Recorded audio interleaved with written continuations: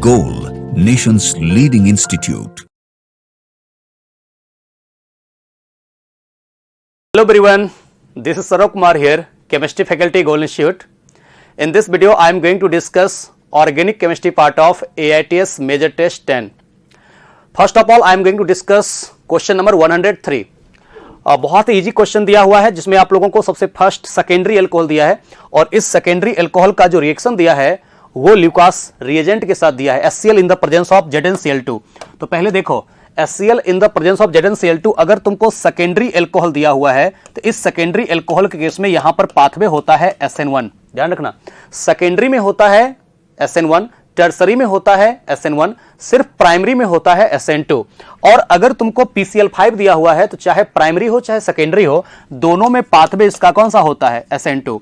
ये तो पता होगा कि SN1 में बनता है कार्बोकैटायन इंटरमीडिएट, तो ये सेकेंडरी कार्बोकैटायन है, तो चूंकि ये टूटेगा H+ और Cl- में, तो यही जो एल्कोहल का लोन पेयर है ये पहले H+ को पिक करेगा और H+ को पिक करने के बाद कुछ ऐसा हम लोगों को दिखेगा जिसमें कि ये हो जाएगा O के साथ एक H पहले से है, एक H और आ जाएगा तो बन जाएगा H2O+.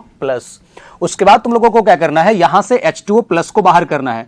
H2O+ को जब तुम बाहर करोगे, वाटर निकलने के बाद बनेगा कार्बोकैटायन इंटरमीडिएट. तो कार्बोकैटायन बना दिया, ये कार्बोकैटायन बन गया इसके केस में सेकेंडरी, याद रखना. और बगल में जो कार्बन है ना वो टर्सरी है, तो टर्सरी कार्बन से एक H को हम लोग ट्रांसफर करते हैं, इसको हम लोग कहते हैं 1,2 हाइड्राइड शिफ्ट. तो 1,2 हाइड्राइड शिफ्ट करने के बाद ये H-, देखोगे ध्यान से, ये H- को तुमको यहां लाना है पहले, तो ये H- को यहां लाओगे तो बन जाएगा अब टर्सरी कार्बोकैटायन इंटरमीडिएट. तो ये ऐसा करता हूं, ये ऐसे है और ये बन गया टर्सरी कार्बोकैटायन इंटरमीडिएट. यही टर्सरी कार्बोकैटायन होगा मोर स्टेबल. उसके बाद Cl- बाकी है यहां से, ठीक है. एक H+ पहले ले जाकर के H2O+ बना करके बाहर कर दिया, अब Cl- को अटैक करा दो. तो Cl- जैसे अटैक करेगा तो यही फॉर्मेशन कर देगा इस कार्बोकैटायन इंटरमीडिएट के ऊपर Cl. देखो तो ऐसा कोई ऑप्शन दिखा रहा है क्या जहां पे टर्सरी एल्काइल क्लोराइड का फॉर्मेशन कर रहा है? तो ये हो गया CH3 C के साथ Cl और फिर CH2 CH3. अरे हमने यहां पर सिर्फ इतना ही किया कि नीचे की तरफ रख दिया है, वो ऊपर की तरफ कर दिया है, तो कोई घबराने की बात नहीं है. जिसको ऐसे करके मैंने नीचे कर दिया था उसको ऊपर लिख दिया गया है, कोई टेंशन वाली बात नहीं है, टर्सरी है. और SN2 जहां होता है तो रीअरेंजमेंट नहीं होता है, तो SN2 में रिएक्शन होता है ट्रांजिशन स्टेट से, वहां पे कभी भी रीअरेंजमेंट होगा नहीं. तो जहां से OH निकलेगा वहीं पे जाकर के क्लोरीन का एडिशन हो जाएगा. तो सिर्फ OH को हटाओ यहां से और OH को हटा करके क्लोरीन वहां पे ऐड कर दोगे, ऑप्शन हो जाएगा यहां पे फर्स्ट. बाद बाकी सेकंड ऑप्शन होगा नहीं, क्योंकि सेकंड ऑप्शन में ये ल्यूकास रिएजेंट के साथ रीअरेंजमेंट नहीं किया है.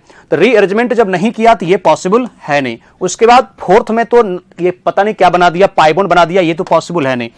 थर्ड ऑप्शन में भी पता नहीं क्या क्या कर दिया है, ये तो पॉसिबल है नहीं. तो सबसे पहले सोचना है कि अगर सेकेंडरी एल्कोहल है और टर्सरी है तो SN1 होगा, और अगर रीअरेंजमेंट की पॉसिबिलिटी है तो यहां पे 2 डिग्री है, बगल में कार्बन टर्सरी है, तो हाइड्राइड शिफ्ट करके हम लोगों ने मोर स्टेबल कार्बोकैटायन बना दिया और उसके बाद मोर स्टेबल कार्बोकैटायन इंटरमीडिएट के ऊपर इसका Cl- को अटैक करा दिया. ZnCl2 यहां पे कैटलिस्ट का काम करेगा. उसके बाद जब PCl5 और PCl3 के साथ कराते हैं SN2 पाथवे से रिएक्शन होता है, इसलिए यहां पे कार्बोकैटायन नहीं बनता है, रीअरेंजमेंट नहीं होगा, इसलिए इसका आंसर होगा फर्स्ट. ओके, अब नेक्स्ट क्वेश्चन आप लोगों को दे रहा है 106. अब देखो, ये तो आपको पहले भी पूछा जा चुका है स्पॉट टेस्ट में, बहुत ही आसान क्वेश्चन है. सबसे पहले क्या कर रहा है कि नाइट्रेशन कर रहा है. तो नाइट्रेशन जब हम लोग करते हैं तो आपको पता होनी चाहिए नाइट्रोबेंजीन का फॉर्मेशन होता है. तो ऐसा करता हूं, ये नाइट्रेशन कर रहा हूं HNO3 in the presence of sulphuric acid. तो मैकेनिज्म होता है ESR, और इलेक्ट्रोफाइल का जो काम करता है जब नाइट्रेशन करते हो तो NO2+. ये NO2+ किसी भी कार्बन पे अटैक कर सकता है, क्योंकि बेंजीन का हर एक कार्बन सेम होता है. तो हर एक कार्बन सेम है तो बना दो पहले नाइट्रोबेंजीन. अब इस नाइट्रोबेंजीन का SN+HCl या Fe+HCl या Zn+HCl के साथ रिएक्शन करवाते हो तो ये जो फॉर्मेशन करता है एनिलीन, मतलब NO2 को कन्वर्ट करना है NH2 में.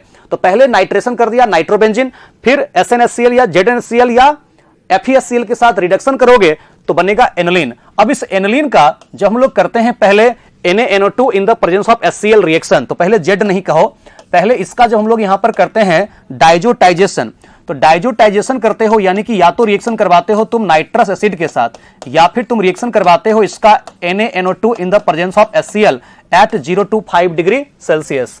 तो डाइजोटाइजेशन करते हो ना स्टूडेंट, तो ये जो फॉर्मेशन करता है वो करता है बेंजीन डाइजोनियम क्लोराइड, जो यहां पे लिखा हुआ है, थोड़ा मैं यहां लिख देता हूं, टेंशन मत लेना, N ट्रिपल बॉन्ड N, और यहां पे प्लस आ जाएगा, यहां पे एक Cl माइनस ऑलरेडी है। अब इसके बाद क्या होगा, HbF4 फ्लोरोबोरिक एसिड के साथ रिएक्शन करवाता हूं, तो HbF4 के साथ रिएक्शन करवाओगे यानी बाहर हो जाएगा यहां से HCl, और HCl बाहर होने के बाद जो बचता है उसको दिखा देता चाहता हूं मैं, तो ये बचता है N ट्रिपल बॉन्ड N, और यहां पे प्लस चार्ज और यहां पे BF4 माइनस। इसको हम लोग अब कहते हैं बेंजीन डाइजोनियम फ्लोरोबोरेट, और इस बेंजीन डाइजोनियम फ्लोरोबोरेट को सिंपली जब हीट करते हो तो ये N2 प्लस होता है एक्सीलेंट लिविंग ग्रुप, ये एक्सीलेंट लिविंग ग्रुप बाहर होगा, और BF4 माइनस में से एक F माइनस न्यूक्लियोफाइल का काम करता है, वही अटैक करके फॉर्मेशन करेगा फ्लोरोबेंजीन, यानी कि 106 का आंसर यहां पे 4 हो जाएगा। ठीक है, और साथ में यहां पे अगर पूछता है कि क्या क्या निकल जाएगा, तो एक N2 निकल जाएगा और एक BF3 निकल जाएगा। मैं बिल्कुल श्योर हूं कि आप सभी लोगों ने इसको सही सही बनाया होगा। ये बहुत ही आसान क्वेश्चन है, पहले भी आप लोगों को प्रैक्टिस कराया जा चुका है। तो पहले नाइट्रेशन करेंगे, नाइट्रोबेंजीन, फिर SnHCl के साथ रिएक्शन करवाएंगे तो एनिलीन, उसका NNO2 और HCl के साथ रिएक्शन करवाएंगे तो बेंजीन डाइजोनियम क्लोराइड, उस बेंजीन डाइजोनियम क्लोराइड का HbF4 के साथ रिएक्शन करवाएंगे, HCl बाहर होने के बाद बेंजीन डाइजोनियम फ्लोरोबोरेट। अब बेंजीन डाइजोनियम फ्लोरोबोरेट को जब हीट करेंगे तो fluorobenzene plus N2 plus BF3 बनता है। ठीक है, उसके बाद देखो नेक्स्ट क्वेश्चन, ये भी एसर्सन रीजन से लिया गया है कि बहुत ही आसान है। एसर्सन में कहा जा रहा है कि tertiary alkyl halide are more reactive than primary alkyl halide towards elimination, यानी एलिमिनेशन रिएक्शन जब तुम करते हो तो चाहे E2 हो चाहे E1 हो, दोनों में सबसे ज्यादा रिएक्टिव होता है टर्सरी, उसके बाद होता है सेकेंडरी, और सबसे कम रिएक्टिव होता है प्राइमरी एल्काइल हैलाइड। ठीक है, तो रिएक्टिविटी का ऑर्डर हम लोग यहां पे कहते हैं कि एलिमिनेशन रिएक्शन चाहे E1 हो चाहे E2 हो, वो होता है 3 डिग्री, 2 डिग्री, 1 डिग्री। तो ये बिल्कुल यहां पे करेक्ट कहा जा रहा है कि tertiary alkyl halide are more reactive than primary alkyl halide towards elimination. उसके बाद रीजन में कहा जा रहा है कि tertiary alkyl halide gives more stable carbanion, more stable carbanion. पहली बात तो ये कि जब एलिमिनेशन रिएक्शन यहां पर हो रहा है तो कार्बे एनायन इंटरमीडिएट तो बनता नहीं है, E1 होता है तो बनता है कार्बोकैटायन इंटरमीडिएट, और अगर E2 होता है तो E1 में बनता है कार्बोकैटायन इंटरमीडिएट, E2 होता है तो रिएक्शन होता है ट्रांजिशन स्टेट से। हाँ, अगर E1CB अगर कहीं पे हो सकता है तो E1CB होता है, तब वहां पे कार्बे एनायन इंटरमीडिएट बनता है, लेकिन उसमें भी हम लोग E1CB में जहां पे कार्बे एनायन इंटरमीडिएट बनता है वहां भी प्राइमरी ज्यादा स्टेबल होता है, फिर सेकेंडरी होता है, फिर टर्सरी होता है। तो ये इसके केस में कह रहा है कि tertiary alkyl halide gives more stable carbanion, जो कि गलत है, टर्सरी कम स्टेबल होता है कंपेयर टू प्राइमरी वाले से। ठीक है, तो अगर E1CB होता भी है, कार्बे एनायन अगर बनता भी है, तो ये गलत कह रहा है इसके केस में। यहां पर हम लोग कहेंगे कि ज्यादा स्टेबल जो होता है वो होता है प्राइमरी वाला कार्बे एनायन, इसलिए इसमें हम लोग कहेंगे assertion is true but reason is false. ये इसके केस में हम लोगों को ध्यान रखना है। तो 109 का आंसर हो जाएगा 1। क्लियर हो गया, क्योंकि टर्सरी कार्बे एनायन मोर स्टेबल नहीं होता है प्राइमरी से। अब देखो 112 बहुत आसान है, ये आपको हाइड्रोबोरेशन ऑक्सीडेशन है। कितने कार्बन का है सबसे पहले वो काउंट कर लो, तो 1 2 3 4 5। सबसे पहली बात यहां पर जो होता है वो इलेक्ट्रोफिलिक एडिशन रिएक्शन होता है, लेकिन लगता है एंटी मार्कोनी कॉप्स रूल। तो एंटी मार्कोनी कॉप्स रूल के मुताबिक OH माइनस वहां ऐड होगा, निगेटिव पार्ट OH माइनस वहां ऐड होगा जहां H का संख्या ज्यादा है। तो यहां पे समझ रहे हो, यहां पर मात्र एक H है, और यहां पे कितना H है, यहां पे 2 H है, ये CH2 होगा ना। तो लास्ट वाले कार्बन पे CH2 है 2 H, बीच वाले कार्बन पे एक H है, मतलब एंटी मार्कोनी कॉप्स रूल के मुताबिक OH माइनस वहां जाएगा जहां H का संख्या ज्यादा है, यानी कि ये लास्ट वाले कार्बन पे जाएगा। तो ये तो आंसर होगा नहीं इसके केस में। इसमें देखो तो कितना कार्बन है, 1 2 3 4 5, बिल्कुल यही आंसर होगा, क्योंकि इसमें 1 2 3 4 5 है। और ये तो होगा नहीं क्योंकि पाई बॉन्ड यहां पर रह नहीं सकता है, वो तो रहेगा नहीं। ये होगा नहीं क्योंकि लगा दिया है मार्कोनी कॉप्स रूल। तो इसके केस में आंसर होगा second, according to anti Markovnikov's rule. Hydroboration oxidation में जो एल्कोहल बनता है according to anti Markovnikov's rule, OH minus वहां जाएगा जहां H का संख्या ज्यादा है। बात खत्म, ऐसा हो गया। उसके बाद देखो नेक्स्ट आते हैं 115। ये भी बहुत बार तुम लोगों ने प्रैक्टिस किया है पहले, ठीक है। अब यहां पर सबसे पहले आपको बताए हुए हैं कि जब तुमको ईथर के O के दोनों साइड में से किसी भी एक साइड, ईथर के O के दोनों साइड में से किसी भी एक साइड कम से कम एक टर्सरी एल्काइल हो और बेंजाइल हो या एलाइल हो। तो बेंजाइल, एलाइल और टर्सरी एल्काइल हो तो पाथवे होता है उसके केस में SN1। जब SN1 पाथवे होगा तो इसको तोड़ो H+I- में, यही H+ को पिक करता है और H+ को जब पिक करता है तो ये बनाता है इसके केस में OH+ और यहां पर है ये CH2 और इस तरीके से दिया हुआ है ये। अब यहां पे O+ अनस्टेबल होगा तो O+ जब बाहर होगा इलेक्ट्रॉन लेकर के तो यही फॉर्मेशन कर देगा इसमें फिनॉल, ठीक है। और फिनॉल के साथ साथ यहां पे जो बनेगा इसको हम लोग कहते हैं बेंजाइल कार्बोकैटायन इंटरमीडिएट। यहां SN1 क्यों होता है? क्योंकि बेंजाइल कार्बोकैटायन होता है रेजोनेंस स्टेबलाइज्ड।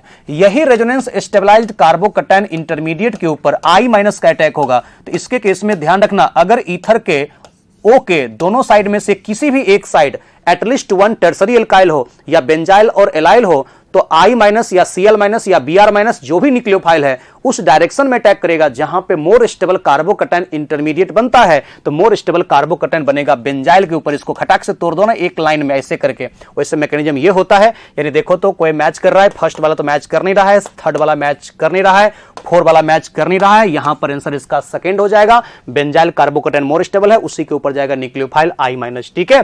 तो 115 का आंसर यहां पर हो जाएगा सेकंड। उसके बाद देखो नेक्स्ट क्वेश्चन जो दे रहा है 118 में सबसे पहले हम लोगों को पूछा क्या जा रहा है उस पर ध्यान देना। अक्सर बच्चे यहां पे गलती कर बैठते हैं, वो R को बता देते हैं जबकि पूछ रहा है Q। R नहीं बताना है, Q बताना है।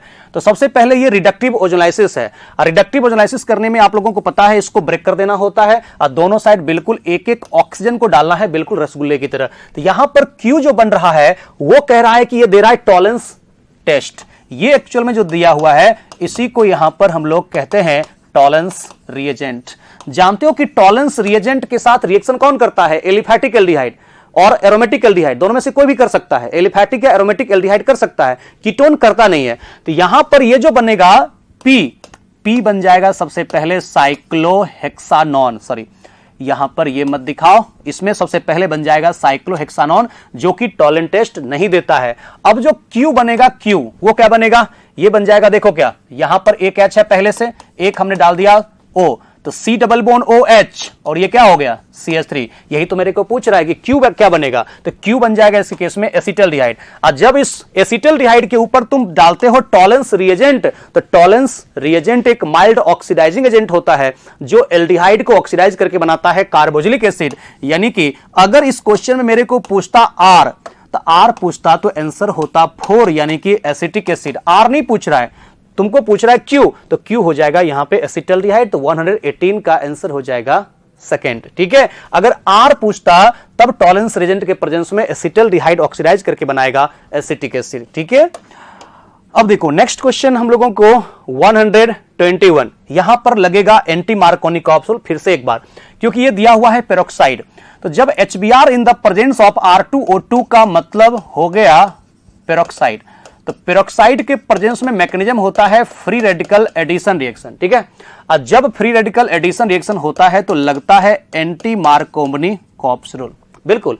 तो एंटी मार्कोनी कैप्सूल के मुताबिक Br वहां जाएगा जहां H का संख्या ज्यादा है और H वहां जाएगा जहां H का संख्या कम है। यानी कि मार्कोनी कैप्सूल का उल्टा पेरोक्साइड इफेक्ट लगेगा ना, जिसको क्रॉस इफेक्ट कहते हैं। तो ये यहां पर H आवेगा और यहां पर आवेगा एक Br। रीअरेंजमेंट नहीं करना है, ठीक है। तो फ्री रेडिकल एडिशन रिएक्शन में बनता है इंटरमीडिएट फ्री रेडिकल, तो फ्री रेडिकल इंटरमीडिएट बनेगा, इसलिए यहां पर रीअरेंजमेंट नहीं करना है। कार्बोकैटायन इंटरमीडिएट यहां पे नहीं बनने वाला है, क्योंकि इलेक्ट्रोफिलिक एडिशन रिएक्शन तब होता जब यहां पर पेरोक्साइड नहीं होता। तो अगर पेरोक्साइड नहीं होता तब तो यहां पे रीअरेंजमेंट होता, और तब रीअरेंजमेंट करने के बाद हम लोग आंसर कह सकते थे 4 होगा। लेकिन इसके केस में रीअरेंजमेंट नहीं होगा, क्योंकि फ्री रेडिकल एडिशन रिएक्शन होता है, इंटरमीडिएट बनता है free radical in the presence of peroxide, इसलिए यहां पर रीअरेंजमेंट बिना किए हुए डायरेक्ट एंटी मार्कोनी कैप्सूल लगा दोगे और एंटी मार्कोनी कैप्सूल के मुताबिक 121 का आंसर यहां पर 1 आ जाएगा, ठीक है, देख सकते हो। और कोई तो आएगा नहीं इसके केस में, ओके।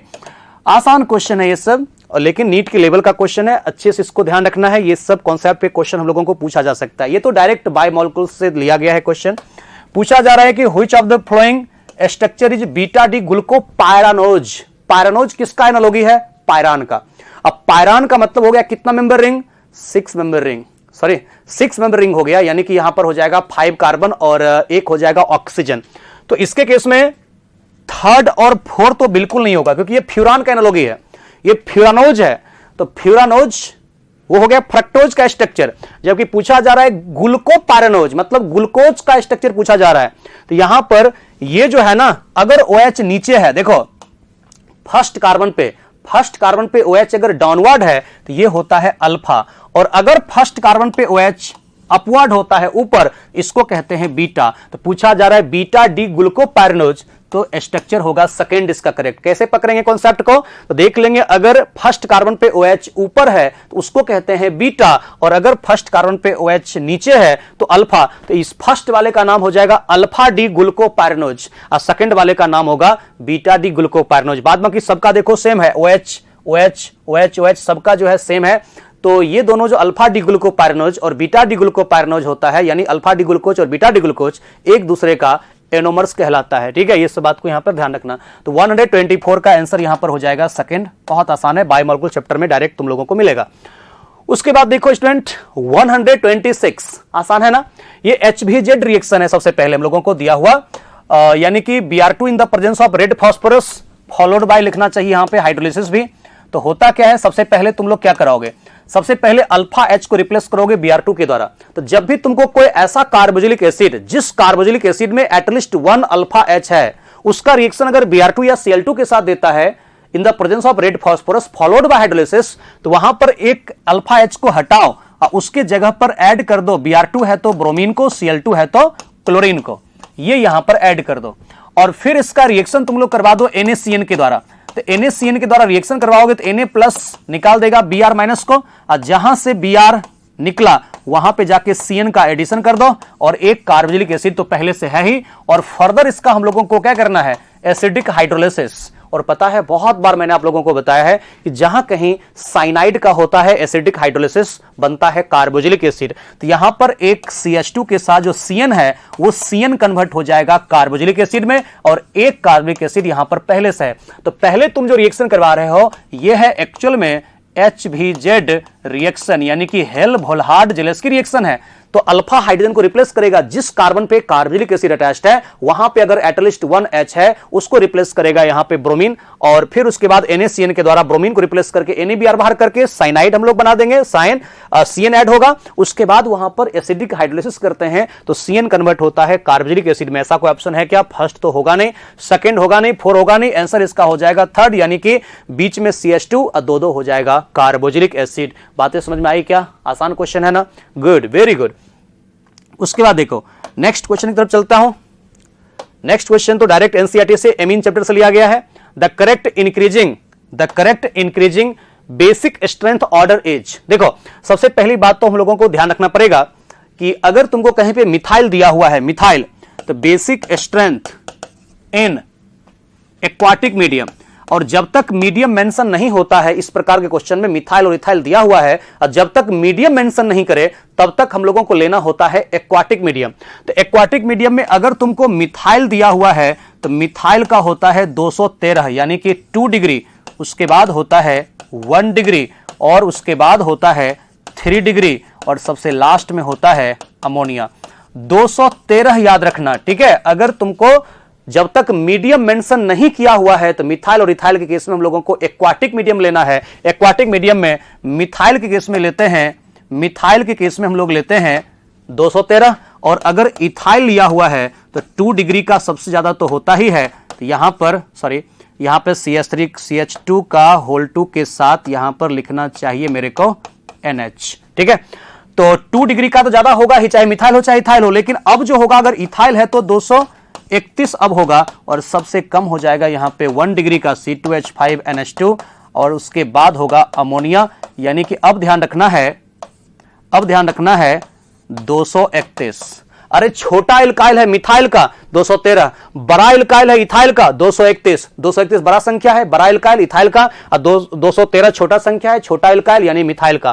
तो सबसे पहली बात मिथाइल वाला केस है, जब तक मीडियम नहीं दिया हुआ हो तब तक एक्वाटिक मीडियम में बताएंगे। मिथाइल में 213, इथाइल में 231, और जब मेंशन करके पूछे गैस फेज में चाहे नॉन पोलर सॉल्वेंट में, तब तुमको कहना है 321, यानी कि 3 डिग्री 2 डिग्री 1 डिग्री। ये तो क्लियर हो गया। उसके बाद तुम लोगों को मालूम है ये सबका लोन पेयर यहां पर क्या है, लोकेलाइज्ड। लोकलाइज्ड लोन पेयर का बेसिक स्ट्रेंथ ज्यादा होगा डीलोकलाइज्ड से, यह भी ध्यान रखना। यानी कि सबसे कम बेसिक यहां पर कौन होगा? एनिलीन। एनिलीन एक ही ऑप्शन ऐसा दिख रहा है जहां एनिलीन का सबसे कम दिखाया गया है, क्योंकि एनिलीन का lone pair single double, actual में एनिलीन किसको कहते हैं? C6H5NH2। इसका लोन पेयर अपने ही मॉलिक्यूल के अंदर डीलोकलाइज्ड है, और जिसका लोन पेयर अपने ही मॉलिक्यूल के अंदर डीलोकलाइज्ड है उसका बेसिक स्ट्रेंथ सबसे कम होगा। तो यहां पर साफ साफ दिख रहा है कि आंसर इसका 4 हो जाएगा। 130 का आंसर 4 होगा, क्योंकि एक ही ऑप्शन ऐसा है जहां एनिलीन को सबसे कम बेसिक दिखाया है, लोन पेयर डीलोकलाइज्ड है। इसका लोन पेयर यहां पर क्या है? लोकलाइज्ड है, लेकिन इस फिनाइल का यहां पे दूर है तो माइनस आई तो लगेगा ही। तो इसके केस में सबसे कम बेसिक एनिलीन, क्योंकि लोन पेयर इसका डीलोकलाइज्ड है। फिर होगा इसमें बेंजाइलेमिन, क्योंकि यहां पे माइनस आई लग रहा है, बाद बाकी सब में प्लस आई लग रहा है। और यहां पर हम लोग ड्यू टू सॉल्वेशन इफेक्ट, अगर मिथाइल है तो 213 2 डिग्री 1 डिग्री 3 डिग्री, और फिर बेंजाइलेमिन, और सबसे कम हो जाएगा एनिलीन, क्योंकि लोन पेयर इसका डीलोकलाइज्ड है। क्लियर हो गया कॉन्सेप्ट? ओके, ये सबको ध्यान रखना। और एमीन चैप्टर में ऐसा बहुत सारा एग्जांपल दिया हुआ है, सबको तुम लोग तैयार करके जाना एग्जाम में, ठीक है? इससे क्वेश्चन पूछे जा सकते हैं।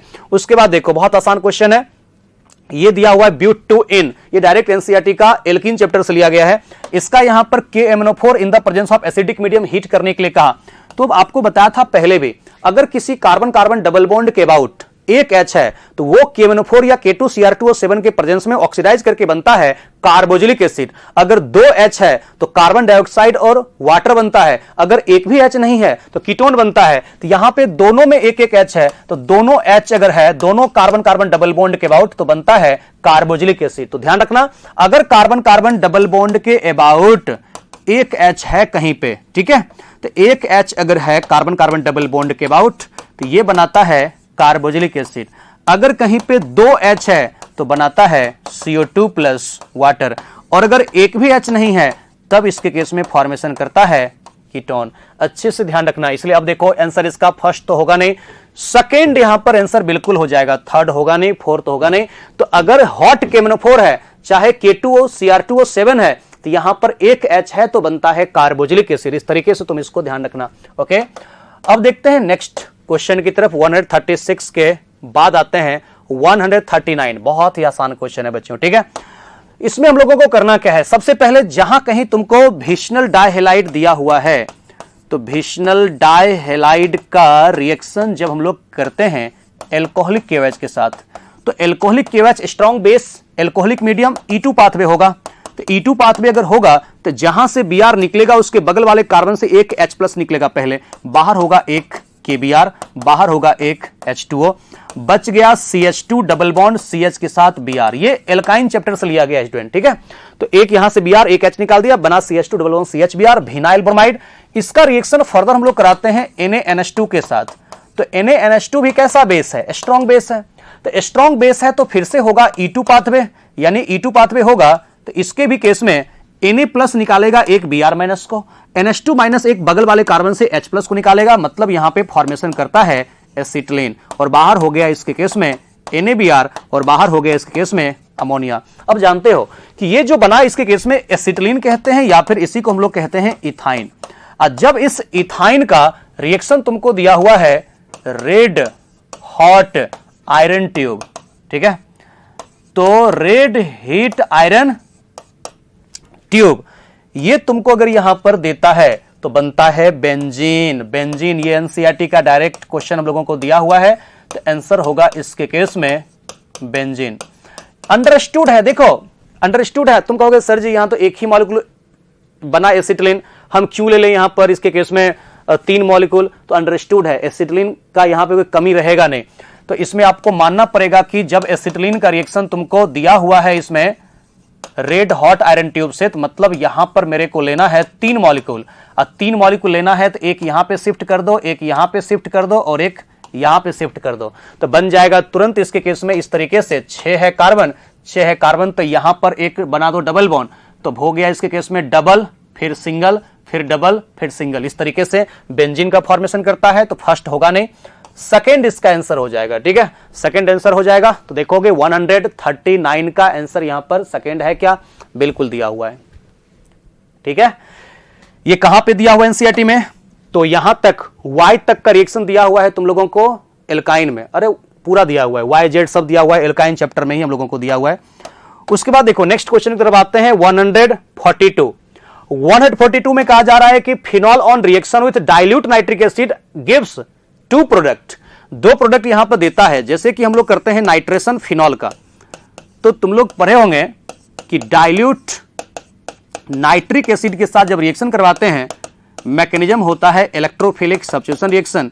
इलेक्ट्रोफाइल का काम करता है NO2+, और ये जो OH है ये OH प्लस M शो करता है, तो प्लस M शो करने वाले को हम लोग कहते हैं एक्टिवेटर। और एक्टिवेटर जो होता है ऑर्थो एंड पारा डायरेक्टिंग होता है। तो एक जो बनता है इसमें वो बनता है ऑर्थो नाइट्रोफिनॉल, एक ये बनता है, और एक जो फॉर्मेशन करता है इसके केस में उसको हम लोग अब कहते हैं पारा नाइट्रोफिनॉल। अब जानते हो इसमें तुमको पूछेगा मेजर कौन सा होगा, तो ऑर्थो नाइट्रोफिनॉल में क्या होता है, इंट्रामॉलिक्यूलर H बॉन्ड का फॉर्मेशन होता है। तो यही इंट्रामॉलिक्यूलर H बॉन्ड बनने के कारण ये ऑर्थो नाइट्रोफिनॉल जो होता है इसके केस में वो मेजर होता है। अब पारा नाइट्रोफिनॉल जो होता है वो माइनर होता है, ये ध्यान रखना।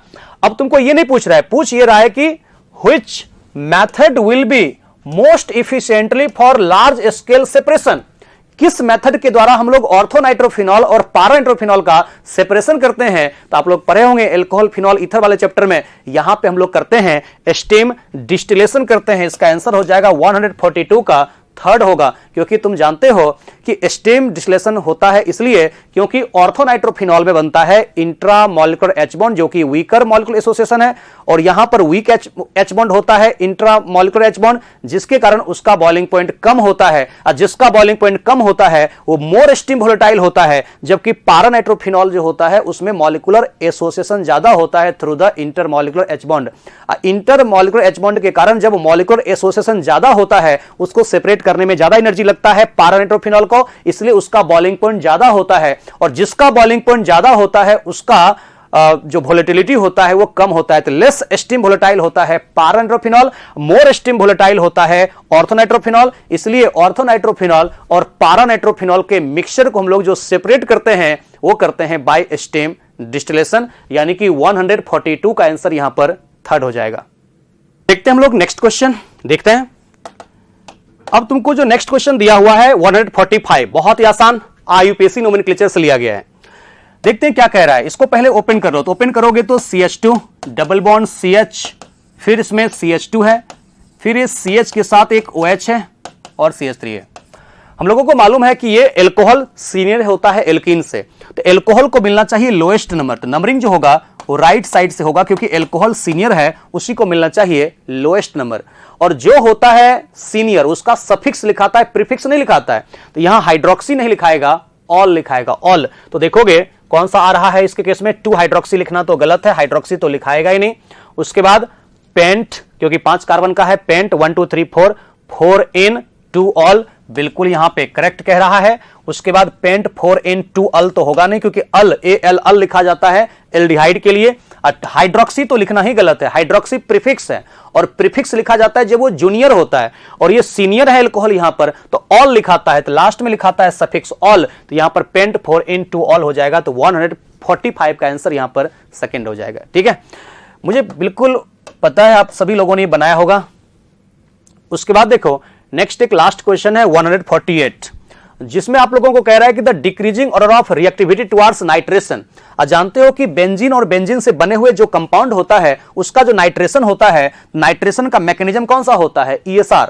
नाइट्रेशन करोगे बेंजीन या बेंजीन से बने हुए कंपाउंड का ESR होगा। यानी कि तुमको पूछता है इसके केस में कि rate of electrophilic substitution reaction, तो rate of ESR directly proportional होता है +I +M, और इनवर्सली प्रोपोर्शनल होता है -I -M। बात खत्म। यानी कि मिथाइल का यहां पे जो लगेगा वो लगेगा +I as well as hyperconjugation, CF3 का लगेगा -I, OCH3 का यहां पे लोन पेयर है, तो लोन पेयर है तो ये शो करता है +M, और यहां पे NMe2 है, यानी ये यहां भी एक लोन पेयर है, तो लोन पेयर जब है नाइट्रोजन पे तो इसका भी लगेगा प्लस एम, और दो दो जब प्लस एम हो गया तो जानते हो कि नाइट्रोजन का इलेक्ट्रोनेगेटिविटी कम होता है कंपेयर टू ऑक्सीजन, और जिसका इलेक्ट्रोनेगेटिविटी ज्यादा होता है उसका इलेक्ट्रॉन अपने न्यूक्लियस के साथ स्ट्रांगली टाइटली होल्ड होता है, तो डोनेटिंग पावर कम होता है, प्लस एम का मैग्नीट्यूड कम होता है, और जिसका इलेक्ट्रोनेगेटिविटी कम है उसका इलेक्ट्रॉन अपने न्यूक्लियस के साथ लूजली होल्ड होता है, डोनेटिंग पावर ज्यादा होता है। इसलिए यहां पर अगर बातें करें तो NMe2 का प्लस एम ज्यादा होता है OCH3 से, क्योंकि नाइट्रोजन का इलेक्ट्रोनेगेटिविटी कम होता है। इसलिए सबसे ज्यादा यहां पर रेट ऑफ ESR जो होगा, यानी कि रेट ऑफ नाइट्रेशन पूछे चाहे सल्फोनेशन पूछे कुछ भी पूछे, यहां पर होगा E का, क्योंकि प्लस एम सबसे ज्यादा है। उसके बाद किसका होगा? D का। उसके बाद होगा A का, जहां प्लस I लग रहा है, हाइपर कंजुगेशन लग रहा है, तो E होगा, उसके बाद D होगा, उसके बाद A होगा, उसके बाद B होगा, और सबसे कम यहां पर होगा C। देखो तो कोई ऐसा ऑप्शन है क्या? तो सबसे ज्यादा रिएक्टिव E, अरे एक ही ऑप्शन तो दिया हुआ है ही जहां की E है, 148 का आंसर हो जाएगा फर्स्ट, यानी E, उसके बाद D, उसके बाद हो जाएगा E के बाद D, E के बाद D, D के बाद A होगा ना। ऐसा कोई ऑप्शन मैच नहीं कर रहा है बाबा, ये तो गलती हो गया, इसमें कोई मैच नहीं कर रहा है। इसमें देखो थोड़ा सा, E के बाद D होगा, E के बाद D, और D के बाद होगा A, ठीक है। तो E के बाद हो गया D, और D के बाद होगा बाबू A, और A के बाद होगा यहां पर B, क्योंकि मिथाइल का लग रहा है हाइपर कंजुगेशन। A के बाद होगा B, और सबसे कम होगा यहां पर C का। तो थोड़ा सा ये गलती है, बाद बाकी और कोई मैच यहां पर कर नहीं रहा है, इसलिए करेक्ट आंसर इसका फर्स्ट तो होगा, E वाला ज्यादा रिएक्टिव होगा D से, लेकिन अब A ज्यादा रिएक्टिव होगा क्योंकि मिथाइल का प्लस I और हाइपर कंजुगेशन लग रहा है, तो होगा यहां पर A। उसके बाद होगा B, क्योंकि टॉलिन और बेंजीन में टॉलिन का नाइट्रेशन ज्यादा होगा, और सबसे कम हो जाएगा C का। तो ये थोड़ा सा करेक्शन कर लीजिएगा आप लोग, ठीक है। तो ये उसके बाद मुझे लगता है और तो कोई ऐसा हम लोगों को क्वेश्चन कुछ दिया हुआ ऐसा है क्या? अब कोई क्वेश्चन यहां पर दिया हुआ तुम लोगों को नहीं है। तो ये हो गया हम लोगों का आज पूरा का पूरा सॉल्यूशन इसका खत्म। समझ में आ गया आप लोगों को? जितने भी क्वेश्चन था सबका सॉल्यूशन खत्म हो गया। बिल्कुल, बहुत अच्छे क्वेश्चन दिए हुए थे, एनसीईआरटी बेस्ड सारे क्वेश्चन तुम लोगों को दिया हुआ है। इसका आंसर ए होगा, लेकिन जो मैंने बताया यहां पे करेक्शन कर लेना, बी का ज्यादा नहीं होगा, इसमें ए का ज्यादा होगा बी से, उसके बाद होगा सबसे कम सी का। ये थोड़ा करेक्शन कर लेना, ठीक है। अब ये पूरा का पूरा कंप्लीट हो गया और आपका पूरा सीक्वेंस जो भी टेस्ट का था वो भी कंप्लीट हो चुका है। एआईटीएस और स्पॉट टेस्ट सब आप लोगों का हो चुका है, डीपीपी कंप्लीट हो चुका है और आपका नीट एग्जाम अब होने वाला है। इसके लिए आप लोगों को बहुत बहुत शुभकामनाएं, ऑल द बेस्ट, ठीक है। बस पूरी तरह से कॉन्फिडेंस में रहो। इतना क्वेश्चन आप प्रैक्टिस किए हो तो जितने आप मेहनत किए हो उसका फल अब बस मिलने ही वाला है। तो आप मेहनत करो। अभी से जो टाइम बचा हुआ है 4-5 दिन, इसमें बहुत कुछ एक्स्ट्रा तुम लोगों को अब नहीं करना है, कुछ नया किताब नहीं पढ़ना है, नया कॉन्सेप्ट सीखना नहीं है, बहुत ज़्यादा किसी से डिस्कशन नहीं करना है। अपना जो पढ़ाई किए हो अभी तक साल भर या 2 साल, जो भी आप फाउंडेशन टारगेट के स्टूडेंट हो, तो उसके अकॉर्डिंग जो पढ़ाई किए हो सिर्फ उसको अब याद करो। यहाँ से सिर्फ रिवीजन करो, सिर्फ रिवीजन, और जितना हो सके अब यहाँ पे याद करने वाले चीजों को ज्यादा से ज्यादा पढ़ो, ठीक है। जो कॉन्सेप्ट वाला चीज है वो तुमको याद रहेगा ही, जो याद करने वाला चीज है, रट्टा मारने वाला चीज है, उसको अब डेली तुम याद करो, डेली मेमोराइज करो। जितना याद करोगे उतना ज्यादा बेटर रहेगा, ठीक है। और नींद प्रॉपर तरीके से लो, डेली अच्छे तरीके से रात में थोड़ा जल्दी सोने की कोशिश करो और पूरा नींद लो। नहीं तो होगा क्या कि धीरे धीरे डिप्रेशन होने लगेगा, दिमाग पे प्रेशर बनेगा और एग्जाम खराब हो जाता है ऐसे में, ठीक है। तो कोशिश करना है कि दिमाग पे ज्यादा कुछ टेंशन नहीं लेना है, ज्यादा परेशान नहीं होना है, पूरी तरह से अच्छे से तैयार होकर के जाना है, पानी वानी पीते रहना है एग्जाम से सेंटर पे जाने से पहले, और पूरी तरह से माइंड फ्री करके फ्रेश होकर के जाओ और अच्छे से एक एक क्वेश्चन को पहले पढ़ना, और क्वेश्चन को पढ़ने के बाद क्या पूछ रहा है उसके मुताबिक आंसर करना। तुम्हारा एग्जाम बहुत ही अच्छा जाएगा, रिजल्ट भी होगा, और रिजल्ट होगा तो तुम जरूर मिठाई लेकर के मेरे पास आओगे, ठीक है। ओके, तो ऑल द बेस्ट, खूब खुश रहो, अच्छे तरीके से पढ़ाई करो। मेरा आशीर्वाद है तुम लोगों के साथ, इतना मेहनत हम लोगों ने एक साथ किया है, तो मेरा तो आशीर्वाद रहेगा आप लोगों के साथ कि आपका एग्जाम बहुत अच्छा हो, बहुत अच्छे रैंक से आप क्वालिफाई करें, बहुत अच्छे कॉलेज में आप जाएं। यही शुभकामनाएं के साथ मैं आप लोगों को ये बताना चाहता हूं कि एनसीईआरटी को खास करके ऑर्गेनिक, इनऑर्गेनिक और बॉटनी, जूलॉजी में पूरी तरह से जितना याद करने वाला है सबको याद करके जाना, बहुत अच्छे तरीके से सबको जितना हो सके उसको अब यहां से रटने का टाइम आ गया है, अब यहां से समझने का और डिस्कशन करने का टाइम नहीं है। ठीक है, ओके, थैंक यू।